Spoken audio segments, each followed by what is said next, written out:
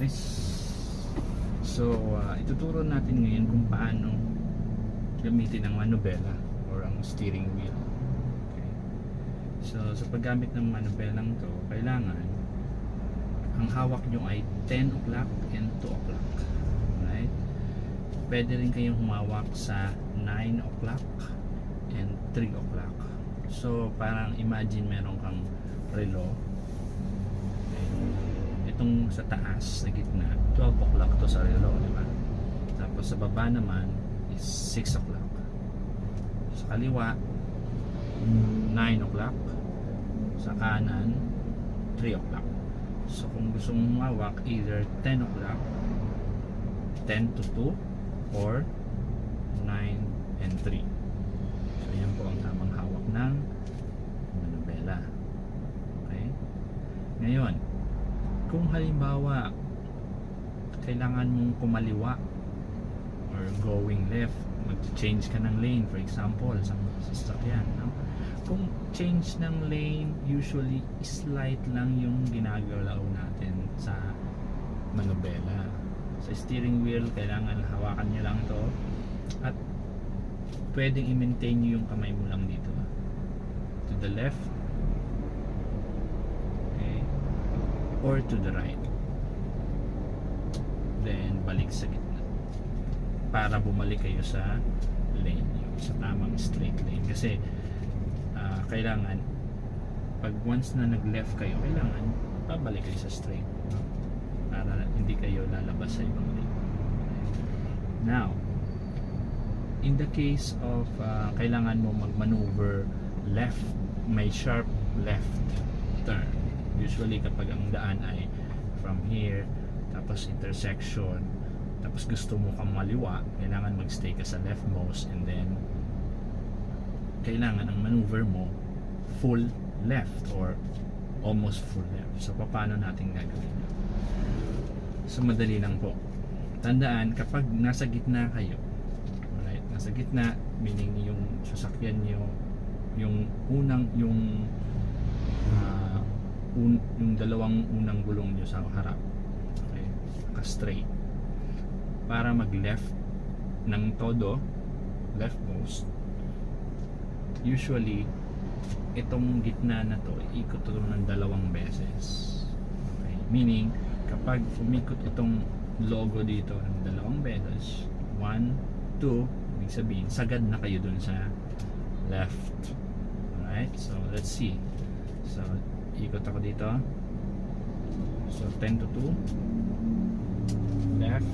So, sasaluhin nyo lang po dito sa gitna, sa baba. So, nakahawak po ako dito sa left part na manubela, and then itong kanan naka ano lang ako, alalay lang ako, meaning hindi ko i-grip yan. So alalay lang, sasaluhin natin yung manubela sa baba, okay, tapos sasaluhin natin sa taas, tapos sasaluhin ulit sa baba. So mapapansin nyo, pangalawang ikot na to, yan, nakadalawang ikot na to na logo, ibig sabihin nasa left most na yung front wheel natin, yung tires. Okay? Ngayon, kung gusto natin ibalik sa gitna para gumitna uli kasi naka leftmost, mapapansin nyo itong logo, iikot ng dalawang beses para gumitna. So sasabihin natin sa taas, so iikot siya, 1, nandito na siya, and 2. Yeah. So mapapansin natin yung logo umikot ng dalawang beses, and sigurado na kayo na yung wheels nyo sa harap, front wheels, is naka steady na sa gitna. Alright? So yan din ang isang tip para malaman kung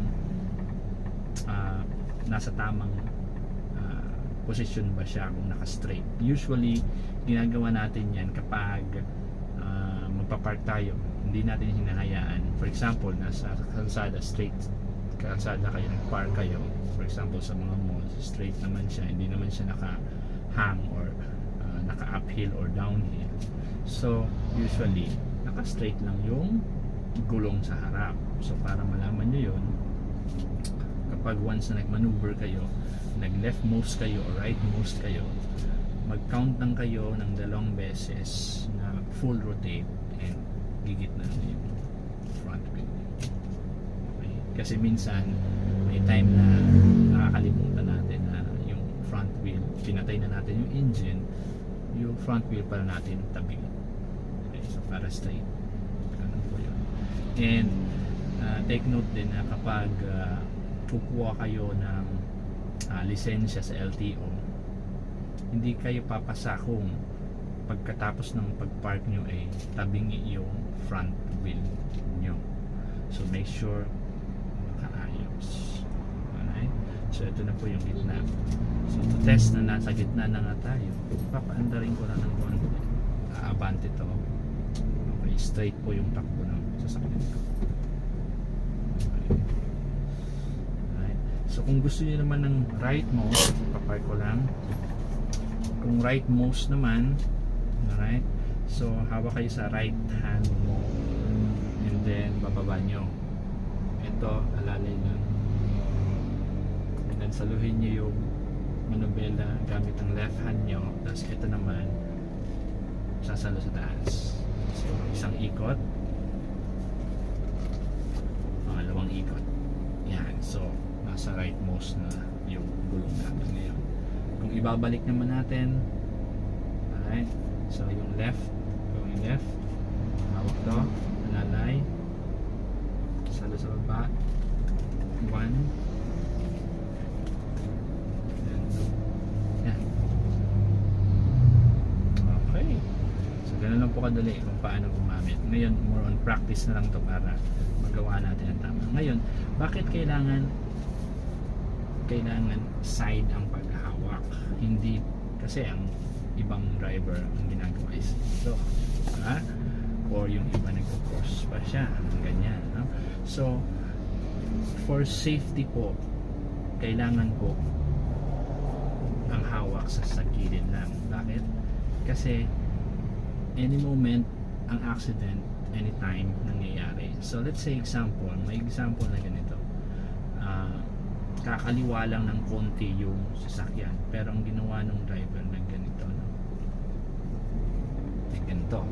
So parang nag-cross, alright, so parang mabilis siya, tapos nag-cross siya ng konti, ganyan, ano? So cross siya na ganyan. Ang nangyayari, nandito kasi yung airbag, alright, nanggagaling. So nung nabangga siya, siyempre lalabas yung airbag. Mabilis yung airbag, eh. Mga 200 km/h ang bilis ng sobrang impact. So lalabas yun, tatamaan yung kamay, alright? And then tatama yun sa mukha mo. Yan. So ganun yung impact kapag nagko-cross po tayo ng kamay dito. So make sure, kung gusto niyo ng konti ganyan, okay lang yan, okay lang, pero wag cross na tatama yung airbag in case of emergency, no? So instead, kung gusto mong mas konting or mas maraming turn pa, kailangan saluhin mo ng konti dito. Para kung halimbawa hindi naman inaasahan, nabangga ka, lalabas yung airbag, tatama lang sa mukha mo yun, hindi tatama sa kamay mo at mababali ang kamay. So ganun. Yan.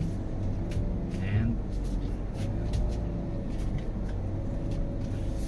okay, so babalik nyo lang.